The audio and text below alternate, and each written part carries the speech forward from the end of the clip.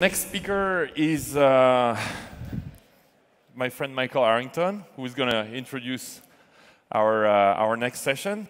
Maybe you want to come up. Well, you want to come up all together? Sure. Amit, please, and Michael. Sure. I'll get you the mics. So welcome. This is really my pleasure to have both of you. Here are mics. I can do that. Mr. Arrington, can you introduce Amit? Yeah. Thank you. Thank you. Is this on? Yeah, this is on. Great. Amit, you're fine too. So welcome, MySpace. No, I'm not staying. I'm leaving right now. And the floor is yours. Thank you. Raise your hand if you have an internet connection. Huh. OK. I still haven't been able to get on the internet. So, I have the pleasure of interviewing Amit Kapur, the COO of MySpace, this morning. Amit, thank you for coming. Amit first joined MySpace before their acquisition by News Corp in early 2005 as, I think, their first business development sort of manager or professional that they hired. You rose through the ranks. You were VP of Biz Dev last year, and they made you COO a year ago. So you report to Krista Wolf. Everybody else in the company effectively reports to you. You're also an engineer, I understand. So right. A lot of execs at internet startups don't have that kind of technical expertise. So if you don't mind, I'd like to ask you a few sort of deeper product questions than I might otherwise. So. Of course. Before we jump in, it's my understanding that you're going to announce a new product today on stage. Is that right? That's right. Should we do that now or at the end? Why don't you, I'll let you decide. All right, well, let's wait. Hopefully a few more people will have internet connections by the time we get to that. And then hopefully at the end we'll have a chance to ask a few questions. So if you have some questions, get ready for them. This morning you announced some changes to the MySpace Open platform and MySpace ID. Can you just tell us a little bit about that? Yeah, what we're announcing basically is the framework behind which we make MySpace accessible to third parties so that they can tap into MySpace user data as well as the social network and build very rich personal and social experiences both on MySpace and off MySpace.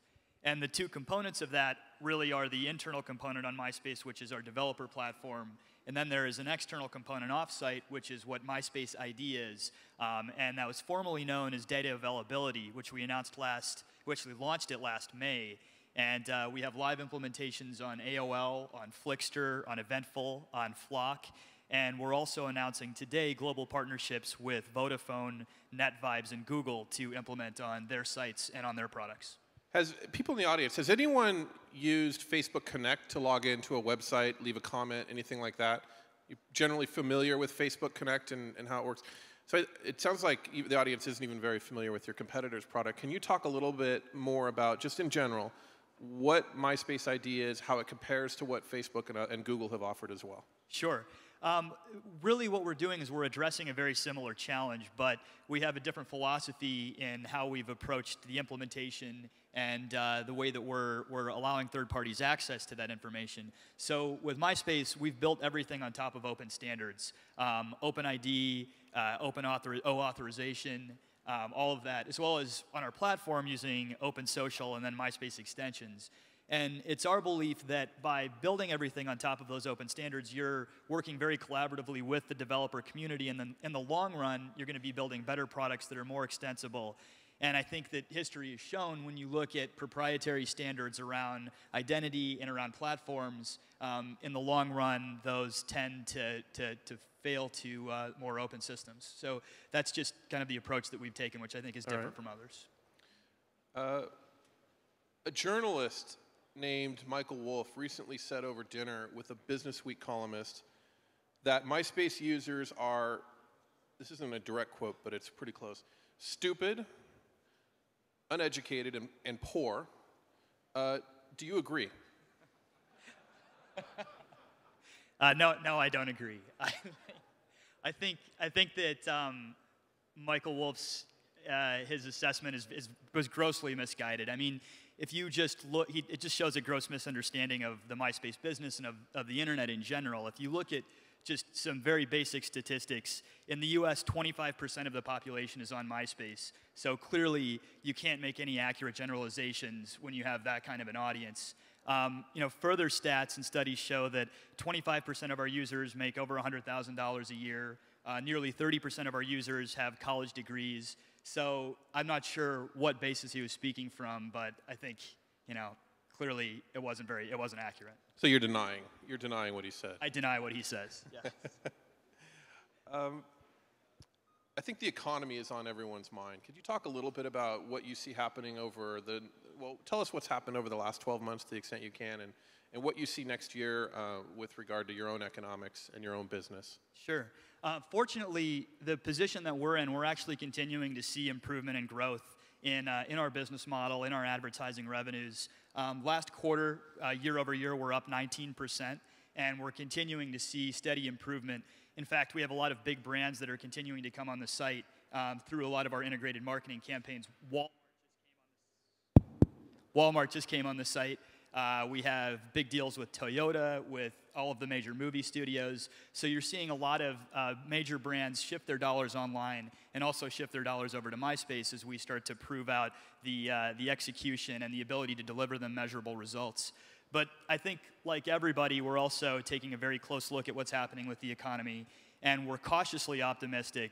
And much like everybody else, we're controlling our costs, and we're being very careful at how we approach growth in the future.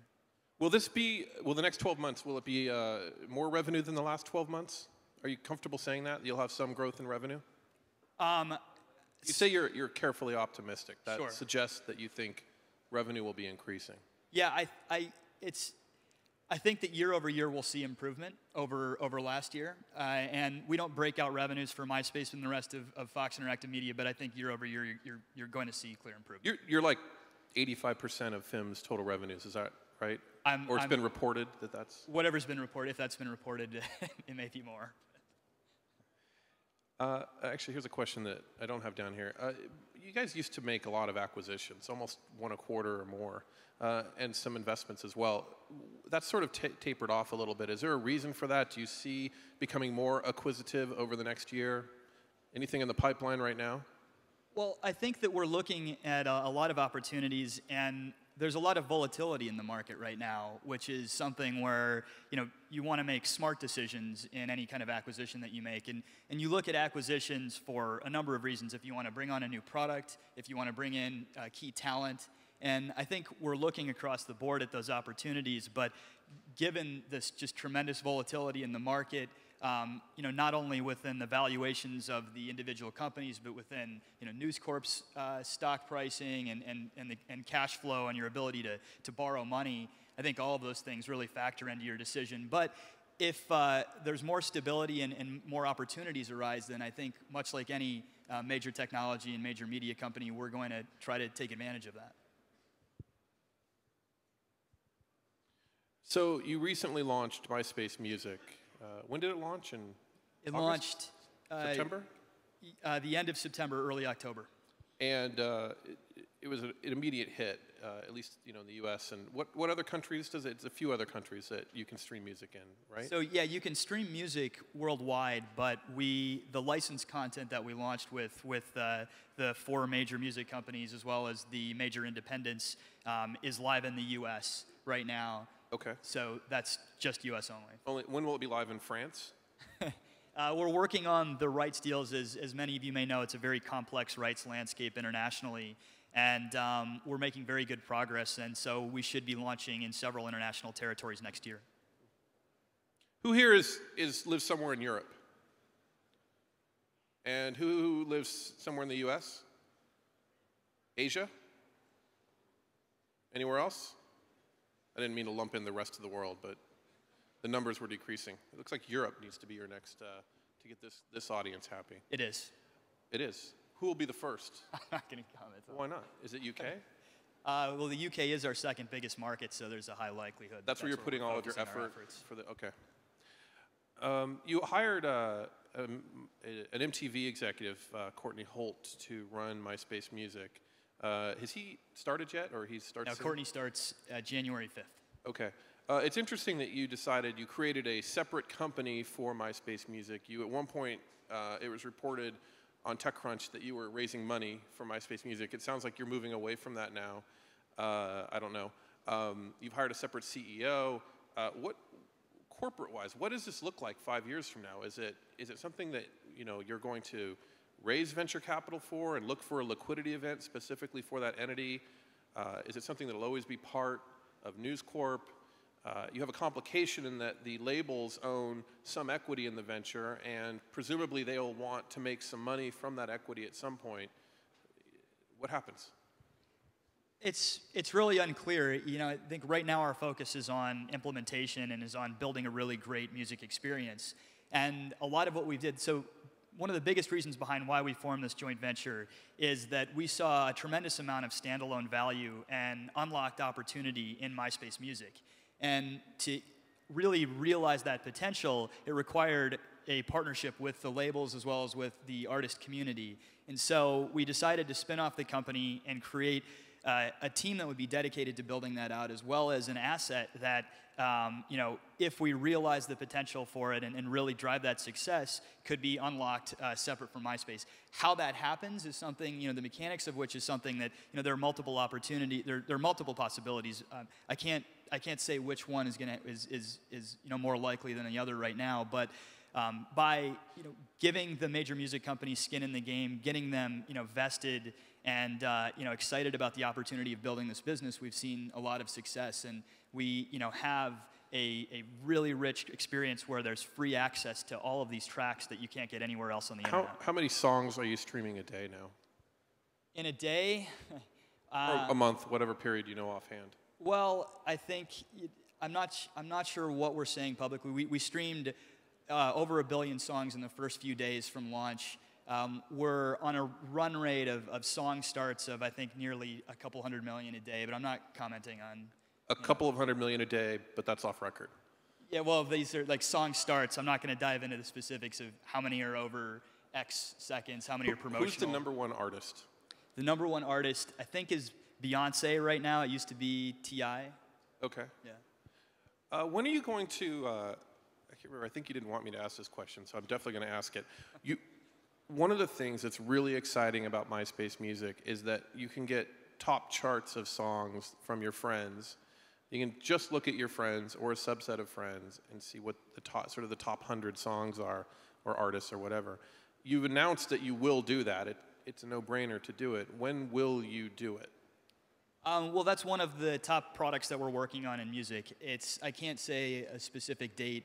We want to get it right before we launch it, but just to give you guys some context, the idea behind this is that right now, when you visit a music site, it's all editorial and it's usually one-to-many, so you're treated like the masses. But with the personalization and social data that we have around our users, we're able to tell you, okay, here are the top 100 tracks that your friends are listening to, or here are the top playlists on the site. And so there's a much higher degree of relevance and quality to your music discovery process as a result.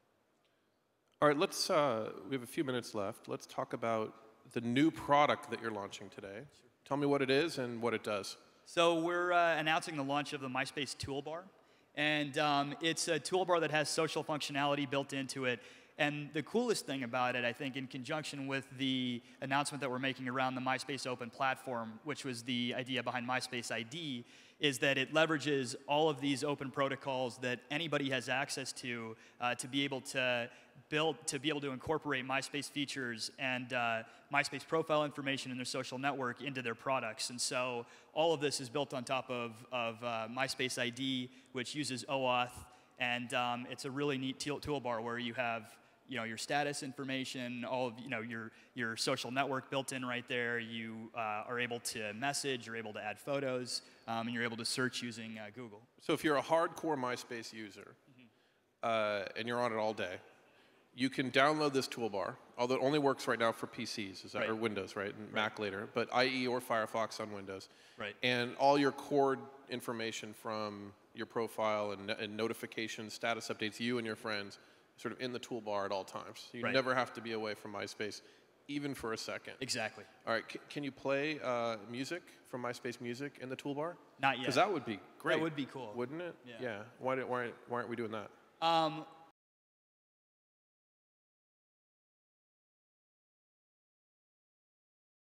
We're launching products that have the right balance between the user experience and monetization. And this is the monetization part of that equation. Well, at the moment it does, and so if we can figure that out, then absolutely we'll incorporate it into the product. Let's take some questions from the audience. There's one back there. Thank you. We do some work with musicians that are independent, and the feedback they've had about the recent MySpace music movement, online community has kind of been sold out, and that their hope that they'd be able to create an online community free of the labels and commercialization, and where Beyonce is #1. How do you respond to their concerns about MySpace really kind of moving away from its roots almost as a place for independent musicians? Yeah. The thing is, with the way that we look at it is that we're an extremely artist-friendly music. We're providing accessibility to the entire tail of artists. So we have over 5 million active artists on MySpace today, which is incredible because it's the major label artists, the indies, and then unsigned artists. And ever since the first day that we launched that platform, it's offered this equal access to all of the tools on the site for the bands to create their profiles, to promote themselves. And what we're going to be doing with MySpace Music is layering in these commercial services as well, so any independent artist, any unsigned artist can tap into those products and build their business on the site. And we actually have signed up a lot of independent artists to date. The largest actually independent aggregators, The Orchard and IOTA, both have we have partnerships, we have deals with them. And we're in active negotiations with all of the other indies out there. And we're also working on more of a self-serve implementation so that unsigned artists can tap in directly. But it takes time to build all of these things, and we still have a very active artist community, and we're going to continue to cater to them. If you have a question, Dave, do you mind if I slip one in before you, and then you'll go? Okay. We reported that your MyAds product, which is, how old is it? 2 months old now? Less than that. Okay, it's sort of your self-serve advertising product. Anybody can come on, create an ad. There's a flash tool to create a display ad, or you can upload your own. Yeah. You can target it towards, it's great targeting. The product sort of took off, and that we reported, I think it was, what was the number we reported? 10,000 advertisers. But we reported a daily revenue number as well. I think it was 150,000 a day. It was a $50 million a year business, right? Is that still accurate? Is it doubled from there? What's the current revenue number from that product alone? I'm not going to comment on the specific revenue number for it, but I can tell you that it's extremely successful. We have, within just a few weeks after we've launched, we have 10,000 advertisers that are using MyAds, which is our self-serve product. It's the only real rich display self-service advertising product out there on the market. Yeah. So you have 10,000 advertisers. Yeah. What's the average that each advertiser spends each day? We don't release those specific numbers. Okay. Dave? Amit, I guess you guys have rolled out a great product for using MySpace ID to log into other sites on the web. Facebook and Google have also announced that. Conspicuously, Facebook hadn't launched any payments product, although they talked about it a lot. Do you guys have any plans for launching a payment component that would also work with MySpace ID? Well, we're obviously, as we look to diversify our revenues and expand beyond advertising, as well as to enable third parties to tap into whatever monetization products we launch, that's something that we're exploring, a payment platform, a wallet system. But it's early stage for us, and if we're able to build something on our own, then obviously we're going to make it extensible, much in the same way that we're looking into doing that with our audience network. But I can't comment on specific plans because it's just too early for us. All right, so that's all the time we have questions for. I have a question. I'm sorry, anyone else? I have a question. You're not going to like whatever he says, you're not going to like it. I have a question. Okay, what's your question? Okay, so I really appreciate the 5 million band pages and the independence, but you're owned by a mothership that's a media company. And when I first heard about the acquisition with MySpace, I thought about all the great connects and tie-ins into various Fox properties. Here in Europe, it's called Sky TV. So nowadays, at least television, I'm not sure how it is in Europe, but almost every major show has a major back component that's online. Like Heroes has this incredible backstory going on, right? So are there plans to tie into House or 24 or Simpsons or various television properties that would get the MySpace community engaged? Yeah, absolutely. I think we actually do a lot of, we have a great relationship with all of the media companies out there, all of the major TV shows out there, but the idea of integrating more community into them is something that we're actively exploring with them. I think actually, I mean, one of the things I can comment on is with MySpace ID, we're actively discussing with both the major music companies as well as other media companies how we can integrate better onto their sites and integrate community into those experiences, because, you know, as a lot of people know, MySpace is a community that has a special focus on media and entertainment that I think is distinct from other social networks out there. And so definitely a direction that we'd look to go, both on MySpace and off. On MySpace, typically through integrated marketing, integrated communities, but off MySpace, because they have their own presence that they're building, sites like Heroes, where we can actually integrate community into them. Mark, that was the most reasoned, non-combative comment I've ever heard you make. Because it's love, baby, love. Amit, thanks very much for your time. Thank you, guys. Thank you very much, both of you. And Amit, thanks for throwing a big party. You should just stay. Let's grab a mic just for a minute. Amit, stay here, please. Thank you, Michael. Thanks very much. Just, you know, have a party tonight. You're throwing a big party, right? We are. Can we put your mic up again? So explain what's happening tonight. I actually don't know the details.